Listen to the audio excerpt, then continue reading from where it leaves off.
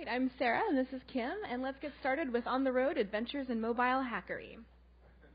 This is a project that we've worked on since March, I believe, kind of was the beginning. To give you a little bit of context, this is a bus with a mobile hackerspace on board, and we've been working on it, putting it together for the last few months, so it's a project we're all really excited about. So here's Kim for an introduction.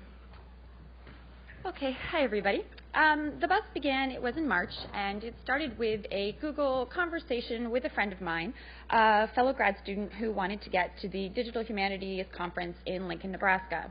There are about 12 of us who wanted to get to this conference, and my minivan only holds 6. So this conversation had the single offhand remark of, we should buy a bus. Well, this person didn't know me very well and knows me better now, and now we own a bus. I don't know what he thinks of it, but I'm pretty thrilled. So we launched an Indiegogo campaign 3 weeks after this, with about another 10 weeks before we had to go. We knew that the Makerspace wouldn't be ready before Nebraska, but the idea was to get the bus and get the idea going so the people at DH could be just as excited about the bus as we are. One problem. What do you do with a bus when you have it? We didn't really know originally that it was going to be a makerspace. We knew we wanted to get there.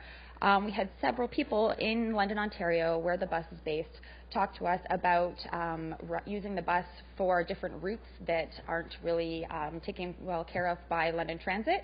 But none of us really wanted to drive a bus for our lives, even though we might when we're done our doctorates. But the Unlab is our local hackerspace, and Titus Ferguson runs it and has been the best enabler of this project.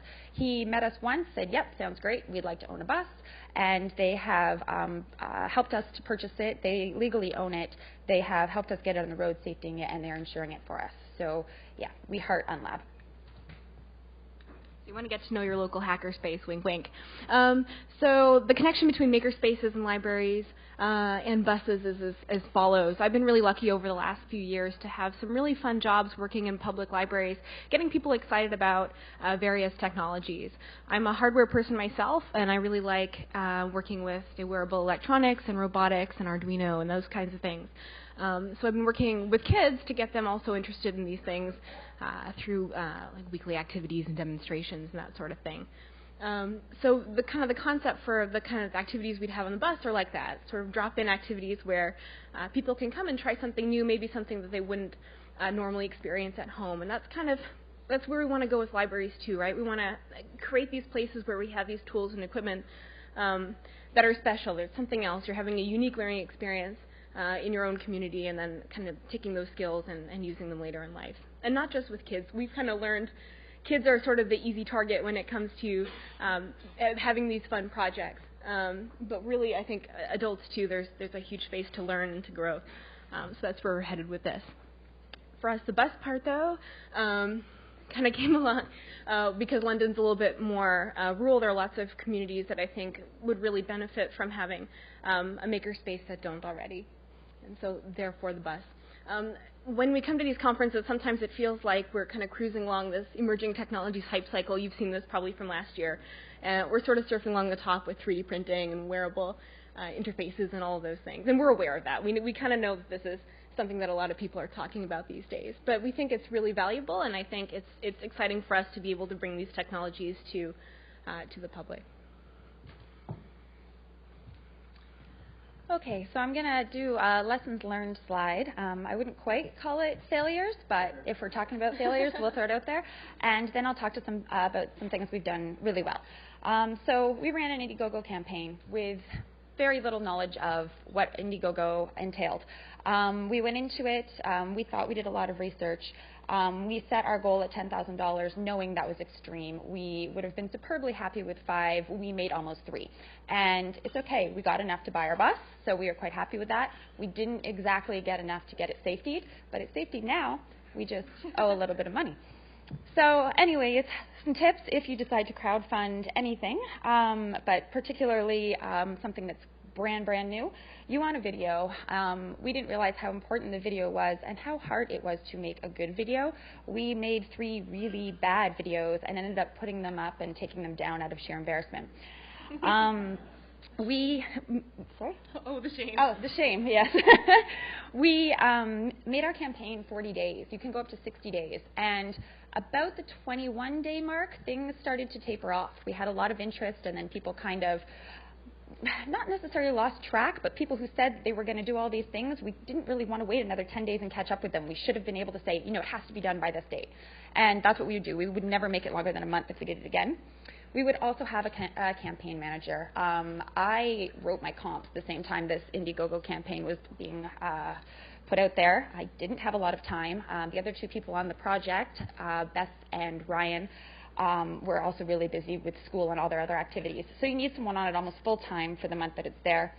And the last one that I'm really sorry about, and I've apologized to people in person at this conference, when you run a campaign, you put up these perks where people give certain amounts of money and then they get something.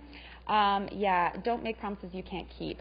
We have kept all of them, but not in our dates. So you say by this date you will get such stickers, such such videos, such invite, and we haven't been able to do them. And that's my biggest letdown because I'm not a promises not kept person. But it can be done. It just means be very realistic about it. Oh, okay.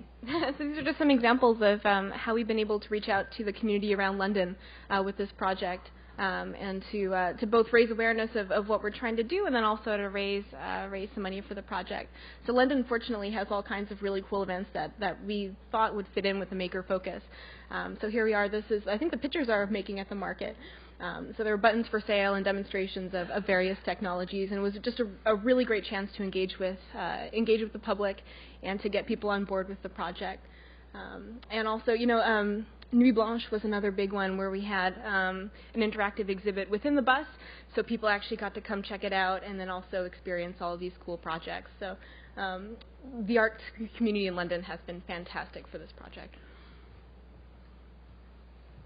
And community outreach has definitely been something that I have learned a ton about, and I think we've been doing really well at. I just tweeted out a blog post by Ryan Hunt on what we've learned, and in it he discusses how maybe we learn more by doing these kind of projects than we do in our PhDs, which is interesting. But it's true. In terms of getting out and talking to the public, we've been everywhere. All the local communities know about us. When we went to the DH conference, we gave out over 300 buttons and talked to every individual person about the bus. Tons of interest, possible tour across Canada. Crazy things have come out of it.